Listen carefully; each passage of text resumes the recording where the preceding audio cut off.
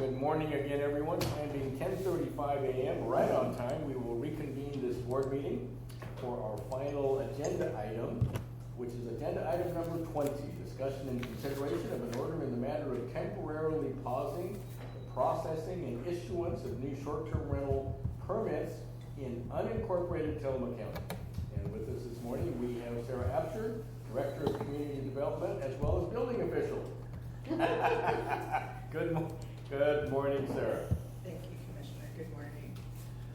So before you today for consideration, or discussion, I would say potentially consideration, is a draft order prepared by County Counsel Joel Stevens, County Counsel Bill Sargent, and myself, reflecting the conversation that we had at the previous meeting to discuss pausing our short-term rental permitting program processes.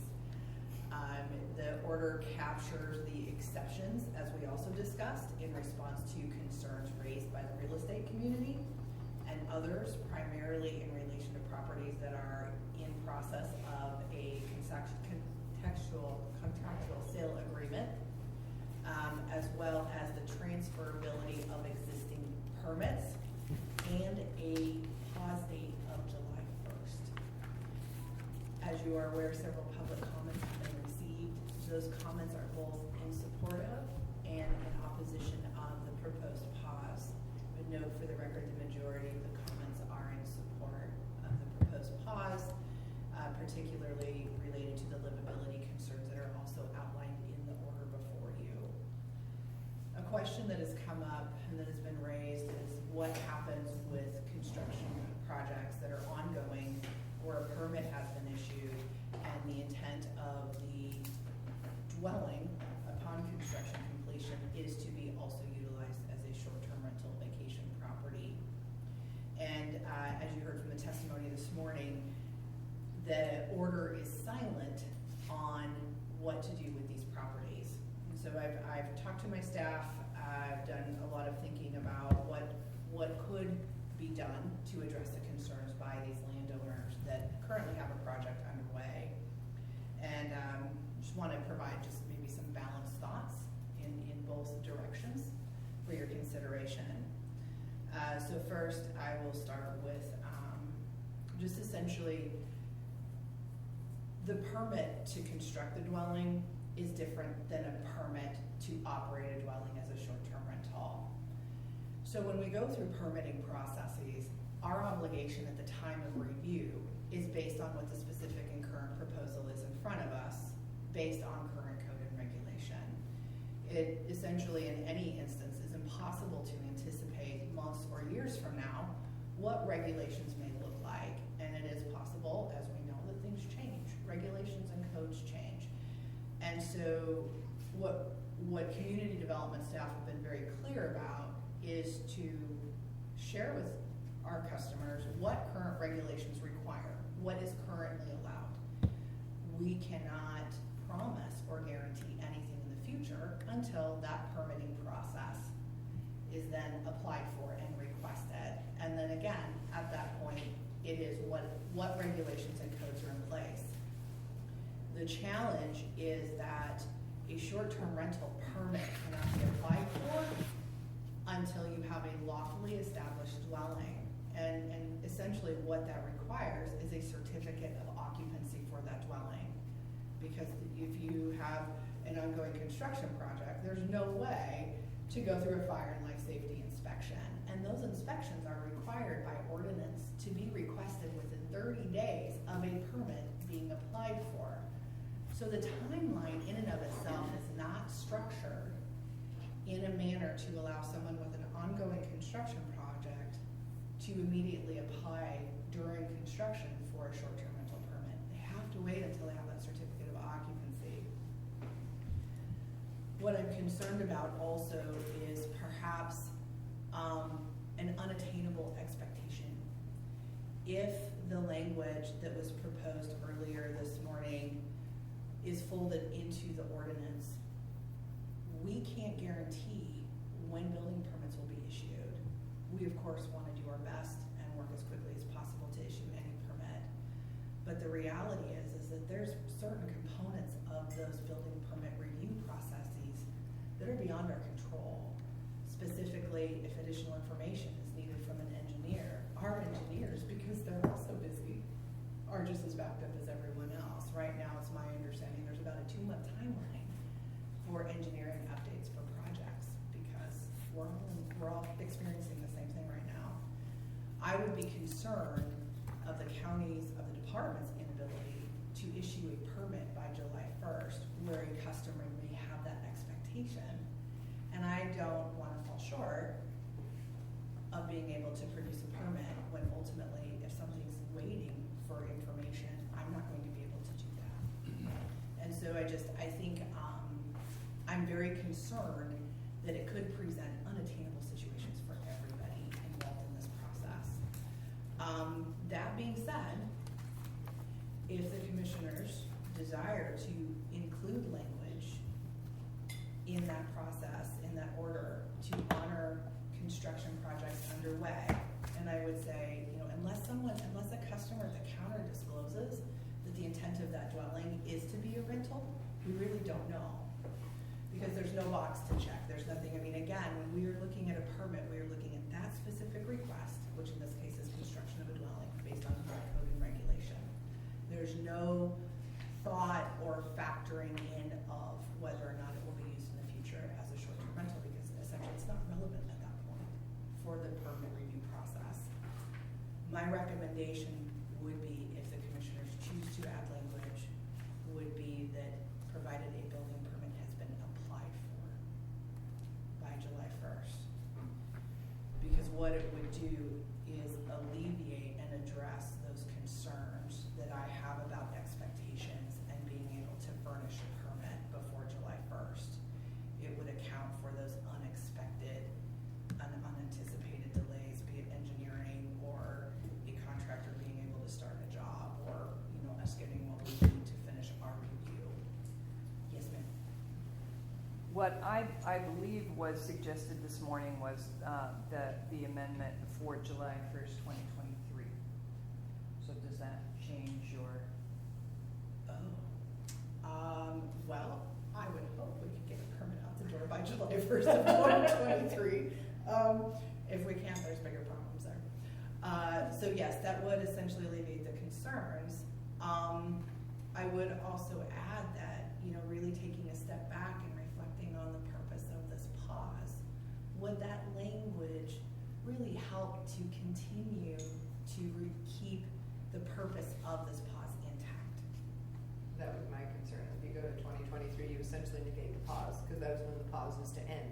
And so essentially you're saying anyone who is building a home is in no way impacted by the pause. So 2023 is so it's out there. So to me, that the July 1st, 2023 date is the last day that this pause can or should be in effect. But it is our intent, working through the TAC, STR committee. Short-term rental committee, and I know why you extended it to July 1st, 2023. Our intent is to get this done in the next 6 months or so, but things don't always go according to plan, so we need a little bit of extra time. But the way the current board order is written, by July 1st, 2023, or when the TAC completes its update of the short-term rental regulations, whichever occurs first. At that point, the pause would be over, and any new regulations that the TAC has recommended to the Board of Commissioners and the Board of Commissioners have approved would go into effect, and the pause would end. That's my understanding of how this should be working, correct? Yes. So, looking at the public comment we got this morning, they are out to bid for a contractor. They own the lot. They don't want, so here again, I think these are the expectations of someone owning a lot and wanting to build. We're not telling them that once the home is completed, they cannot apply for a short-term rental permit. That would be the case if indeed our pause were not ended by the time they got their occupancy permit. But that does not say that, and when we built our home, it was almost a year-long process. So I'm not sure how long this home may take to build in Pacific City.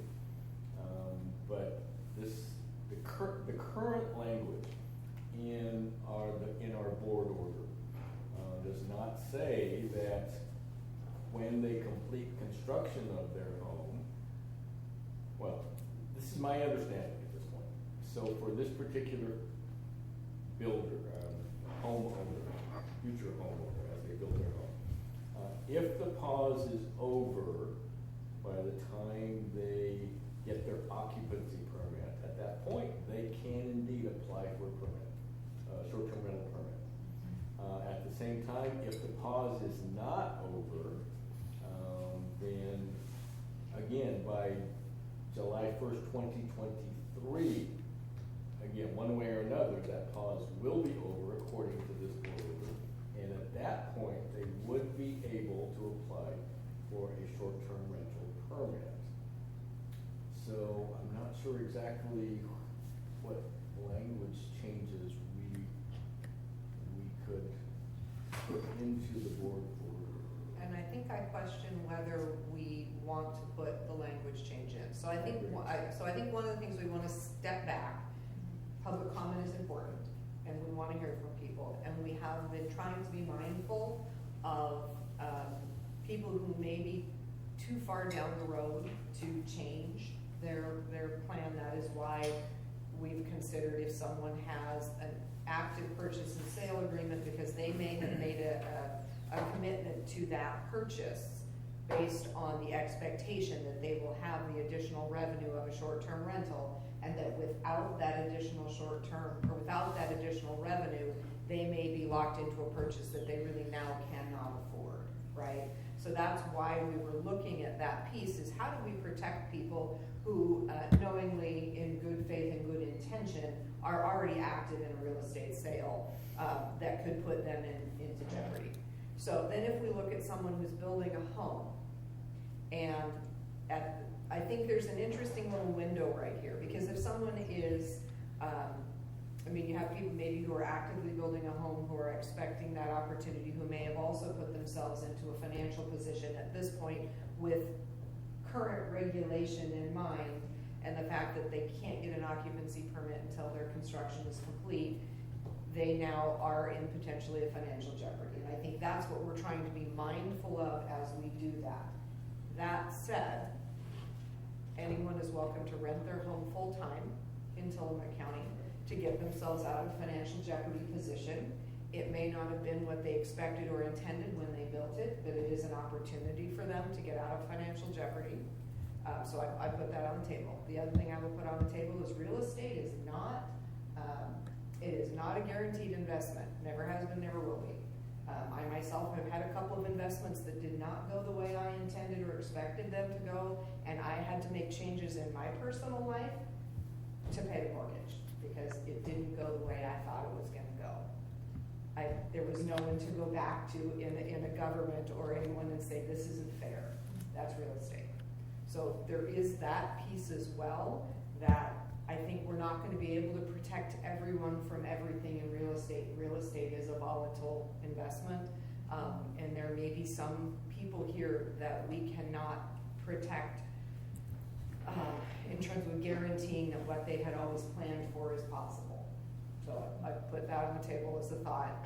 We would love to have full-time rentals, and if someone really is that committed and down the road and cannot make that mortgage payment without some additional income, boy, I'd love to have them rent their house while we go through this pause and figure out the best way. I guarantee them they would have a tenant in very short order if they were putting it on the market. So I think there is that piece where I don't know that we can guarantee everyone everything they always dreamed of and still achieve our goal, which is to take a breath, not issue permits under the current ordinance, because we know we want to make changes to the current ordinance.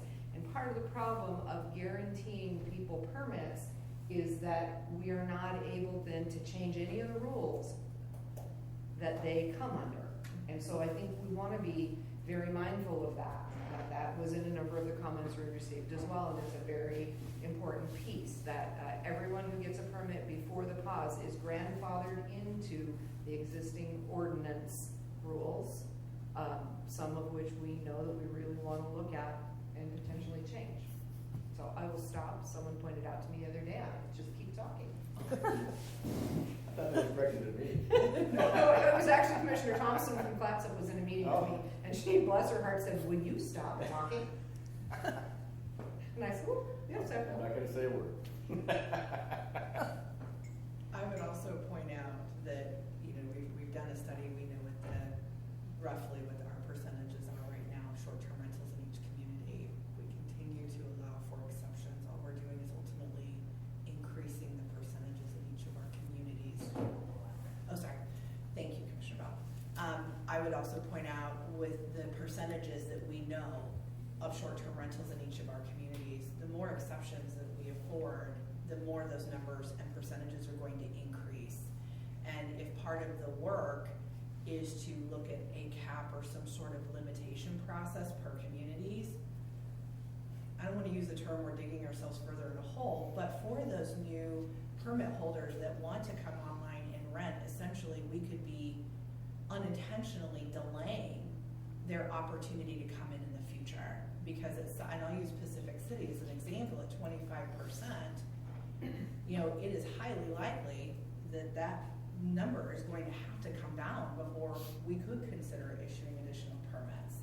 And so, I feel for those people that are in these positions, and I've been talking to them as well. But I mean, again, if you think about what is it we're trying to achieve and accomplish through this process, do these exceptions fit within what we're ultimately trying to do in response to those community concerns and acknowledgement of work that needs to be done with the ordinance? So I have a question for Bill. We keep talking about the fact that short-term rentals permits that are already issued, they are grandfathered into our short-term rental regulation 8.4. Is that, as we change our rules and regs, especially around life, health, safety, is that something that we cannot change? David, I think not, but I want to defer to Joel, who's spent more time off than I have, who's also online, Right. but there's still time for me to think that through. I'm not sure that the answer is cut and dried one way or the other. So Joel, are you online? Well, maybe I am yet, I don't know. I'm sure he's here. There he is. Yeah, I do. You're muted, Joel. We can't hear you. Can you hear me now? There Yep. you go. Perfect. Good morning, Commissioner. So I guess I would concur with Mr. Sargent in the sense that I think that's something that we need to look more into, and I think that's part of what will be explored during this pause period. I think I think there's opportunities to look at the way permits are renewed and what could be changed when a permit is renewed. But I think that needs a lot more exploration. So I agree with Mr. Sargent. It's not a yes or no answer at this point. I think it's something we need to explore. But I think that's something the committee's going to look at, including the duration of permits, the renewal process, things like that. So, especially as far as life, health, safety issues go, there has to be a way that, as things change in the county, as life, health, safety regulations become more prominent, especially with this, I'm just going to say it out front here, the sleeping areas that we currently have in our short-term rental regulation. I was never comfortable with those. I think we should be referring to bedrooms, not sleeping areas. That brings up the house across the cul-de-sac from us where it was being advertised as 30 or more people were sleeping in that home. Again, I have photos of 17 vehicles parked in our cul-de-sac at that rental home. I still have the pictures, incidentally. So it's those types of things that, I'm not sure the home is since sold and it's a private residence now, not being rented, which is perfect for us. But at the same time, I'm thinking if the current owners decided they wanted to rent it again, would they be allowed to put over 30 people in that home? And I would say because of life health safety rules and regs, no, they should not be able to. So again, we need to look at our short-term rental regulation very carefully, determine what is possible. Are people absolutely grandfathered in when they got their permit? Are they grandfathered into the rules and regs that were in place at that time? I'm just not sure that will meet current standards. So just food for thought. And I will say, kind of on the same plane, I do appreciate that the board is considering, and the draft takes into account those properties which are in escrow now. I think not doing that, as suggested by the gentleman who testified earlier, makes me a little bit uncomfortable about the prospects of them having some justifiable cause of action against the county. So I think that's something that I would recommend keeping. I know that it does something for those folks, and I think that if you decide not to do that, it might run us into a little bit of potential difficulty.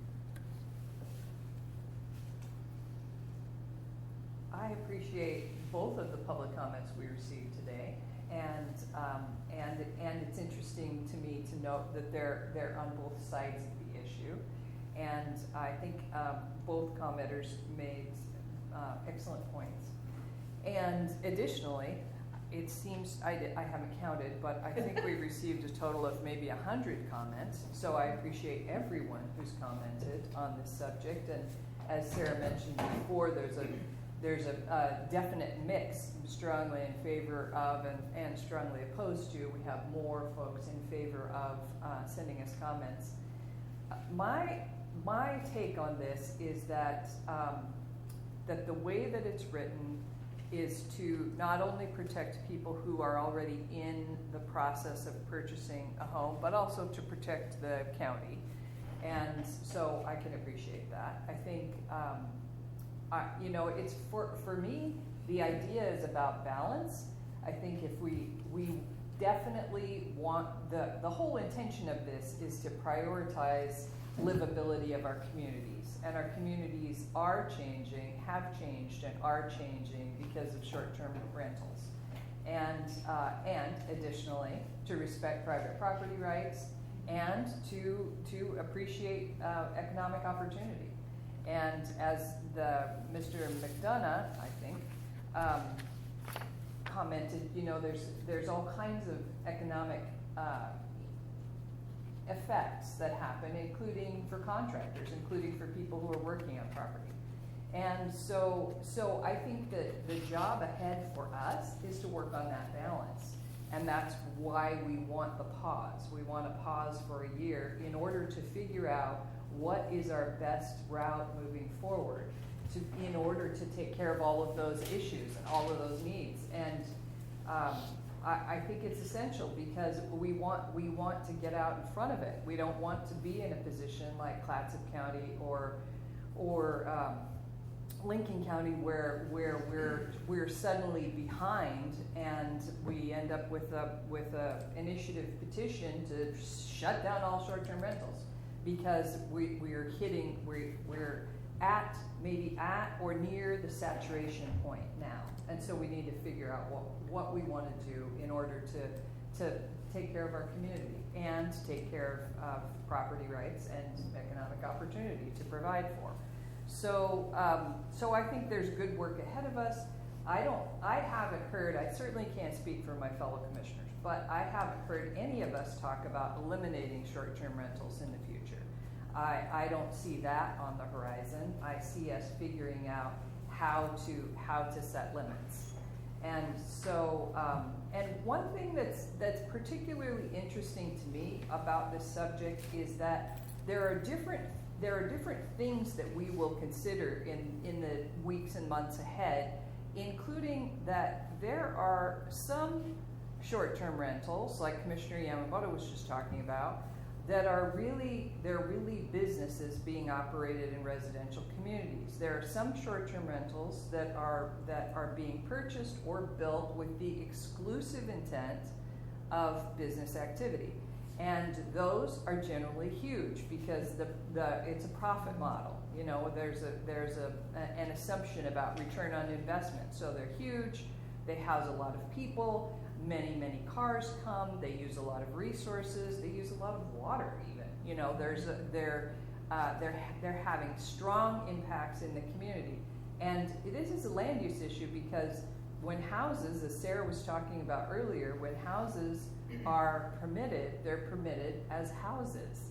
They're not permitted with the intention of becoming businesses in residential neighborhoods. So it's a land use issue and it's complicated, but that's the work ahead of us. And I don't think we should shy away from it because it's complicated.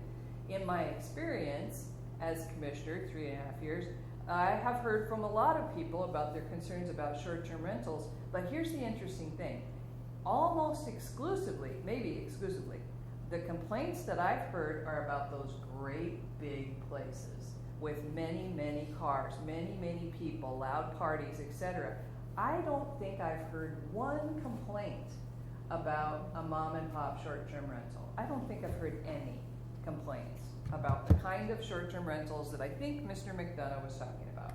So, so I think we have a lot of important work to do to figure out where we go from here and how we go about it. How we go about protecting, you know, I want people to be able to invest in our community and retire here. And so how do we protect that without losing the quality of life in our communities? And also, I'd like to affirm what Commissioner Scar said, that, you know, people can rent out their homes. Rents are pretty dang high right now, you know, so people can rent out their homes and a long term without a permit and make money on them. And I have a friend in Manzanita who changed her home from a short-term rental to a long-term rental, and she said it penciled out. Which was interesting because I haven't heard that from everyone, but she said in her case it penciled out because when you factor in the cost to do the cleaning, the cost to do the advertising, the cost to do property management, and the short-term rental, you know, the tax that people are paying, the permitting fees, etc. When you factor in all of those expenses, what she made by just renting it out to one person long-term was very nearly the same. So that won't be the case for everybody, obviously, but it is certainly an option, and the pause is temporary, and we don't intend to eliminate short-term rentals. We just need time to figure out how to move forward. Agreed. So I want to thank Joel and Sarah in particular for coming up with this board order. And looking at all the past meetings we've had, all the conversations we've had, this fairly reflects all of the issues that commissioners have had and the concerns. So at this point, would anybody object if I read the entire board order? No. Put it on the record. Okay, so before the Board of County Commissioners for Tillamook County, Oregon, in the matter of temporarily suspending the processing and issuance of new short-term rental permits in unincorporated Tillamook County. This matter came before the Tillamook County Board of Commissioners on May 25th, 2022, at the request of Sarah Absher, Tillamook County Community Development Director. The Board of Commissioners, being fully apprised of the representations of the above-named person and the records and files herein, find as follows. Number one, the community livability impacts from short-term rentals, STRs, on unincorporated communities within Tillamook County have increased significantly in recent years. Two, the Board of Commissioners has received input from community members in various parts of unincorporated Tillamook County regarding the health, safety, and quality of life concerns related to the operation of short-term rentals. Three, the Board of Commissioners has also received input from STR owners and operators regarding the role that STRs play in support of the tourism economy in Tillamook County. Four, the application of existing ordinances, regulations, and other applicable laws are inadequate to address community concerns and livability issues related to new STR permitting. Five, county staff and the Tillamook County Short-Term Rental Advisory Committee are prepared to study livability issues to address community concerns related to STRs in unincorporated areas and make recommendations to the Board of Commissioners for ordinance amendments to address community concerns and mitigate livability issues. Six, the Board of Commissioners desires to temporarily suspend the issuance of new short-term rental permits and any processing of short-term rental applications for new permits while the county works to identify strategies to mitigate the livability impacts of STRs in unincorporated areas. Seven, this temporary suspension of new short-term rental permits and applications would apply to all areas of unincorporated Tillamook County and the urban growth boundaries, but shall not apply within the boundaries of any incorporated city. Now, therefore, it is hereby ordered that 8, Tillamook County hereby temporarily suspends A, the issuance of any new short-term rental permits, and B, the acceptance and processing of applications for new short-term rental permits. This temporary suspension shall take effect on July 1st, 2022 and terminate on July 1st, 2023, unless further extended by action of the Board of Commissioners or until the county adopts and implements amendments to County Ordinance 84, whichever happens first. 9, this temporary suspension of new short-term rental permits and applications shall apply to all areas of unincorporated Tillamook County and the urban growth boundaries, but shall not apply within boundaries of any incorporated city. 10, this temporary suspension does not apply to renewals or transfers of existing short-term rental permits or to short-term rental permit applications filed with Tillamook County Community Development before July 1st, 2022. 11, this temporary suspension does not apply to real properties that are pending sale and in escrow on July 1st, 2022. For said properties, once the buyer has become the legal owner, they may file an application for a new short-term rental permit, and Tillamook County Community Development may process said application in the normal course of business. And finally, number 12, county staff and Tillamook County Short-Term Rental Advisory Committee shall study livability issues to address community concerns related to STRs in unincorporated areas and make recommendations to the Board of Commissioners for ordinance amendments to address community concerns and mitigate livability issues. So that is the board order before us this morning. Mr. Chair. Yes, please. So moved. We have a motion. Second. We have a motion and a second. Any further discussion? Bill, you good with this, the way we're doing this? Absolutely. Perfect, okay. Any further discussion? Having none, I'll call for the vote. All those in favor signify by saying aye. Aye. Aye, motion passes unanimously. Thank you, ladies and gentlemen. Moving on to item number 21, board concerns, non-agenda items. I'm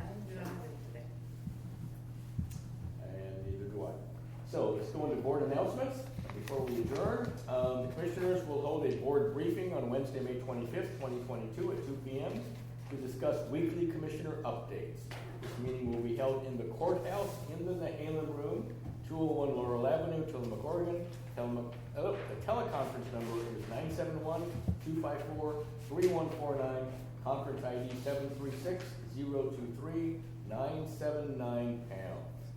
Also, Memorial Day is an observed holiday for the county and the Oregon State Circuit Court. All county offices in the Tillamook County Courthouse and the Tillamook County Library, administrative offices and jail and justice facility, Public Works Department, Department of Community Development, Surveyor's Office, and the Health and Human Services Department and clinics will be closed on Monday, May 30, 2022. With that, seeing no further business before us, time being 11:11 a.m., we will adjourn this board meeting. Thank you, everyone.